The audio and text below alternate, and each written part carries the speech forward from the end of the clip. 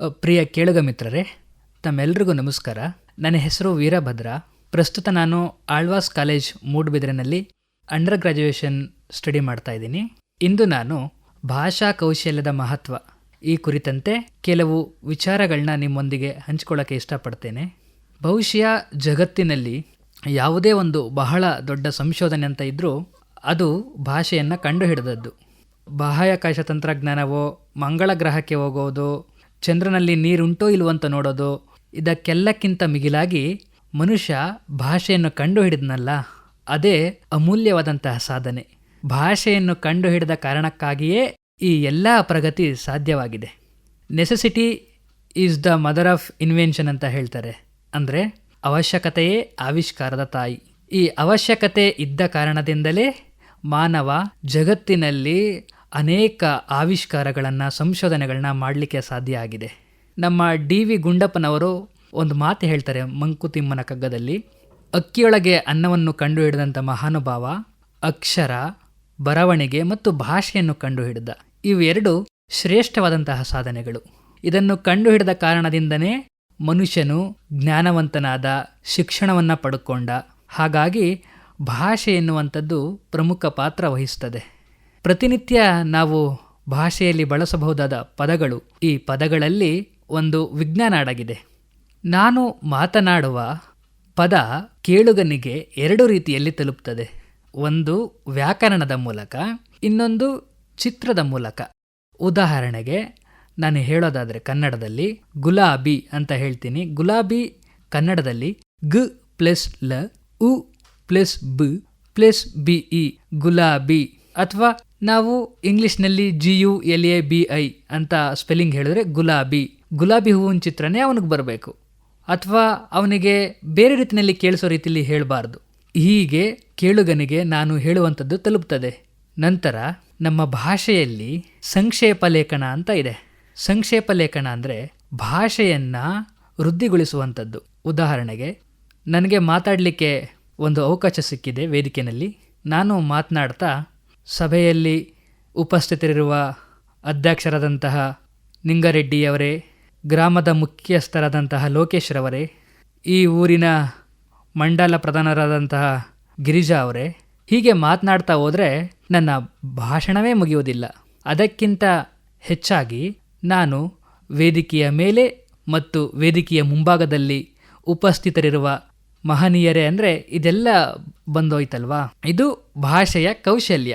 ಹೀಗೆ ಮಾತನಾಡೋದನ್ನು ನಾವು ಕಲಿಬೇಕಾಗ್ತದೆ.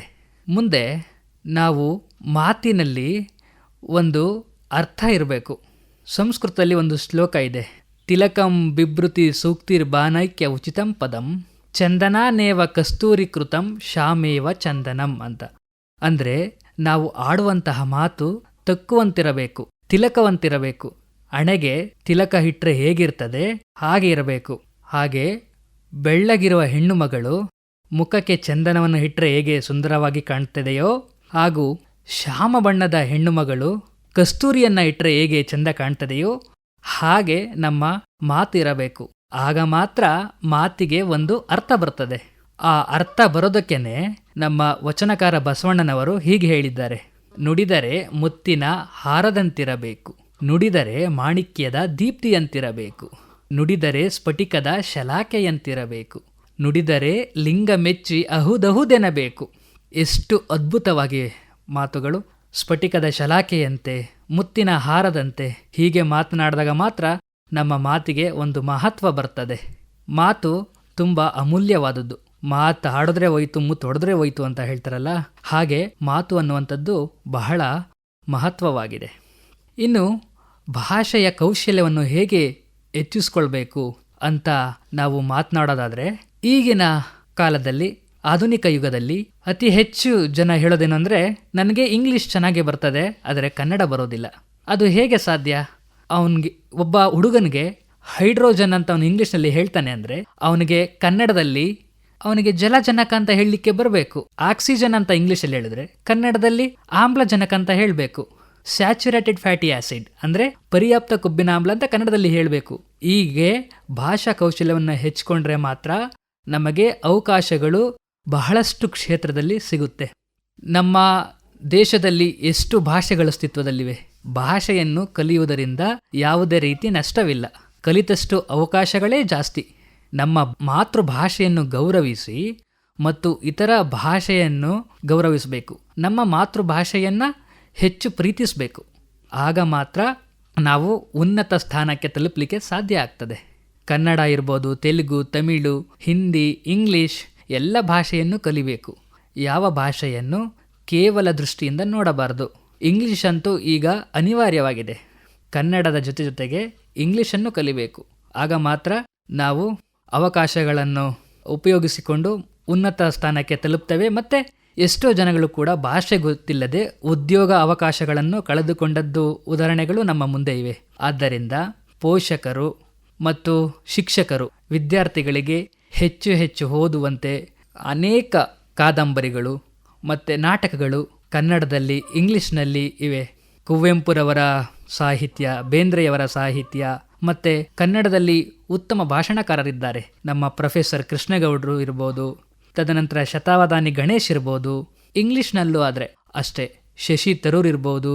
ಹೀಗೆ ಓದುವುದರಿಂದ, ಬರೆಯುವುದರಿಂದ ಮತ್ತು ಹೆಚ್ಚು ಹೆಚ್ಚು ಕೇಳುವುದರಿಂದ ಮತ್ತು ಅನೇಕ ಜ್ಞಾನಿಗಳನ್ನು ಪಾಲನೆ ಮಾಡುವುದರಿಂದ, ಜ್ಞಾನಿಗಳ ಮಾರ್ಗದರ್ಶನ ಪಡೆಯುವುದರಿಂದ ನಾವು ಭಾಷೆಯ ಕೌಶಲ್ಯವನ್ನು ವೃದ್ಧಿಗೊಳಿಸಿ ಉತ್ತಮ ಸ್ಥಾನವನ್ನು ತಲುಪುವುದರಲ್ಲಿ ಯಾವುದೇ ಅನುಮಾನ ಇಲ್ಲ. ನಮ್ಮಲ್ಲಿ ಒಂದು ಮಾತಿದೆ, ಮಾತು ಬಲ್ಲವನಿಗೆ ಜಗಳವಿಲ್ಲ, ಊಟ ಬಲ್ಲವನಿಗೆ ರೋಗವಿಲ್ಲ. ಈ ಮಾತನ್ನು ನೆನಪಿಸ್ಕೊಂಡ್ರೆ ಸಾಕು, ನಾವು ಹೇಗೆ ಮಾತಾಡಬೇಕು ಅಂತ ನಮಗೆ ಅರ್ಥ ಆಗ್ತದೆ. ಇದಕ್ಕೆ ಎಷ್ಟು ಅರ್ಥ ಇದೆ ನೋಡಿ. ನಮಗೆ ಎಷ್ಟು ಊಟ ಬೇಕು ಅಷ್ಟು ಮಾತ್ರ ತಗೋಬೇಕಾಗ್ತದೆ. ಹಾಗೆಯೇ ಎಷ್ಟು ಮಾತಾಡಬೇಕು ಅಷ್ಟೇ ಮಾತಾಡಿದರೆ ಮಾತ್ರ ಅದಕ್ಕೆ ಒಂದು ಅರ್ಥ ಬರ್ತದೆ. ಹಾಗಾಗಿ ಮಾತನಾಡುವ ಮುನ್ನ ಯೋಚಿಸಿ ಮಾತನಾಡಬೇಕಾಗ್ತದೆ. ತದನಂತರ ನಾವು ನಮ್ಮ ಭಾಷೆಯನ್ನು ಹೇಗೆ ವೃದ್ಧಿಗೊಳಿಸಬಹುದು ಅಂತ ಪ್ರತಿನಿತ್ಯ ವಾರ್ತಾಪತ್ರಿಕೆಗಳನ್ನು ಓದುವುದು ಮತ್ತು ಅನೇಕ ವಿಚಾರಧಾರೆಗಳನ್ನ ತಿಳ್ಕೊಳ್ಳೋದು, ಬೇರೆಯವರನ್ನ ಸಂಪರ್ಕಿಸಿ ಆ ಭಾಷೆಯಲ್ಲಿ ಪರಿಣಿತಿ ಹೊಂದಿರುವುದನ್ನು, ಹೀಗೆ ಹಲವು ರೀತಿಯಲ್ಲಿ ನಾವು ನಮ್ಮ ಭಾಷೆಯನ್ನು ವೃದ್ಧಿಗೊಳಿಸಬೇಕಾಗ್ತದೆ.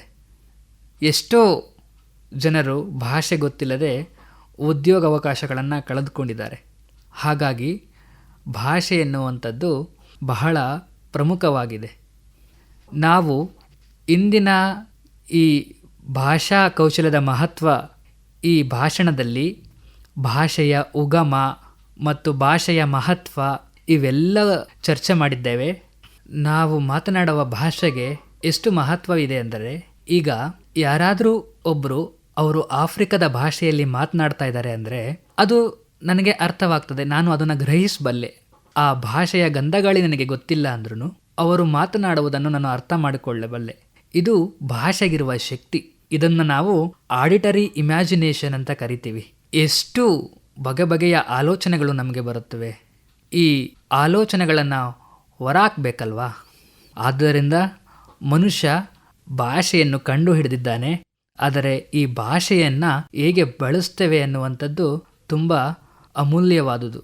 ಇಂತಹ ಭಾಷೆಯನ್ನು ರಕ್ಷಿಸಿ ಮತ್ತು ಅದನ್ನು ಕಾಪಾಡುವಲ್ಲಿ ನಾವು ಮಹತ್ವದ ಪಾತ್ರ ವಹಿಸಬೇಕಾಗ್ತದೆ.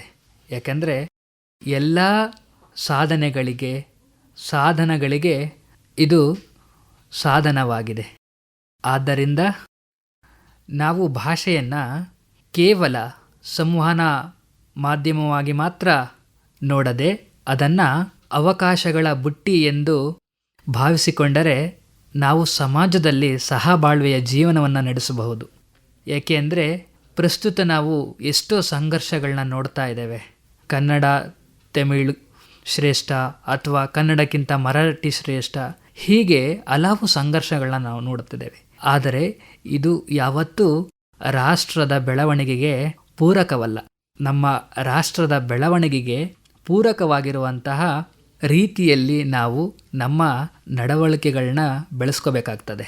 ಹೀಗೆ ಭಾಷೆಯ ನಡುವೆ ಭಿನ್ನಾಭಿಪ್ರಾಯ ಉಂಟಾದರೆ, ಆದ್ದರಿಂದ ಯಾವ ಭಾಷೆಯನ್ನು ಕೂಡ ಕೀಳು ಮಟ್ಟದಿಂದ ನೋಡದೆ ಪ್ರತಿಯೊಂದು ಭಾಷೆಯನ್ನು ಕೂಡ ಗೌರವಿಸಬೇಕಾಗ್ತದೆ. ಅತ್ಯಂತ ಸಂಸ್ಕೃತಿ ಮತ್ತು ಆದ್ದರಿಂದ ಪ್ರತಿಯೊಬ್ಬರಲ್ಲೂ ಕಳಕಳಿಯ ಮನವಿ ಏನೆಂದರೆ, ನೀವು ನಿಮ್ಮ ಭಾಷೆಯ ಕೌಶಲ್ಯವನ್ನು ಹೆಚ್ಚಿಸಿಕೊಳ್ಳಿ, ಸಮಾಜದಲ್ಲಿ ಉನ್ನತ ವ್ಯಕ್ತಿಗಳಾಗಿ ಜೀವನ ನಡೆಸಿ ಅದರದೇ ಆದಂತಹ ಸಂಸ್ಕೃತಿ ಮತ್ತು ಪರಂಪರೆಗೆ ನಾವು ತಕ್ಕಂತಹ ಗೌರವ ಸಲ್ಲಿಸಬೇಕಾಗ್ತದೆ. ಆದ್ದರಿಂದ ಇದನ್ನು ಕೇಳಿದ ಬಳಿಕ ತಾವೆಲ್ಲರೂ ನಿಮ್ಮ ಭಾಷಾ ಕೌಶಲ್ಯವನ್ನು ಹೆಚ್ಚಿಸುವ ಕಡೆ ಗಮನವಹಿಸಬೇಕಾಗಿ ತಮ್ಮಲ್ಲಿ ಕೇಳ್ಕೊಳ್ತೇನೆ. ನಮಸ್ಕಾರ.